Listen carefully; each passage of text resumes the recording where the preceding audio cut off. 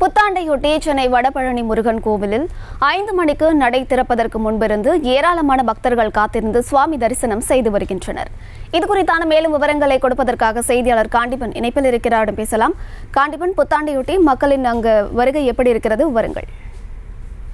2024 இந்த புத்தாண்டை வரவேற்கும் விதமாக பல்வேறு ஆலயங்கள்ல பொதுமக்கள் ஆலய தரிசனம் செய்து கொண்டிருக்காங்க. இதுல ஒரு பகுதியாக வடபழனி முருகர் ஆலயத்துல ஏறக்குறைய இரவு 12 மணியிலிருந்து, அதாவது புத்தாண்டு துவங்கிய அதே நேரத்தில் இருந்து வடபழனி ஆலயத்தில் காத்திருந்திருக்கிறார்கள். அவர்களுக்கு 4 மணிக்கு நடை திறக்கப்பட்டது. அந்த நடை திறந்தப்பட்ட பிறகு சிறப்பு பூஜைகள், அலங்காரங்கள் உள்ள சாமிக்கு செய்திருக்கிறார்கள். முருகப்பெருமானுக்கு இந்த பூஜைகள் செய்வதற்கு முன்பாக 5 மணி பிறகுதான் பொதுமக்கள் முருகனை தரிசிக்க அனுமதி கொடுத்திருக்கிறார்கள். அதுவரை ஏறக்குறைய 5 மணி நேரம் வரிசையில் நின்றும் அமர்ந்தும் தொடர்ந்து காத்திருந்து அந்த முருகனை தரிசித்து சென்றிருக்கிறார்கள். குறிப்பாக இவர்கள் பல்வேறு சென்னை மட்டும் இல்லாம அண்டை மாவட்டங்களிலிருந்து வந்திருக்கக்கூடிய பக்தர்களாக தான் பார்க்க முடியுது. இவர்கள் பல்வேறு வேண்டுதல்களை, அதாவது 2024 தங்களுக்கு என்ன வேண்டும் என்ற ஒரு கோரிக்கையை வச்சு சாமி தரிசனம் செய்துவிட்டு தற்போது சென்று கொண்டிருக்கிறார்கள்.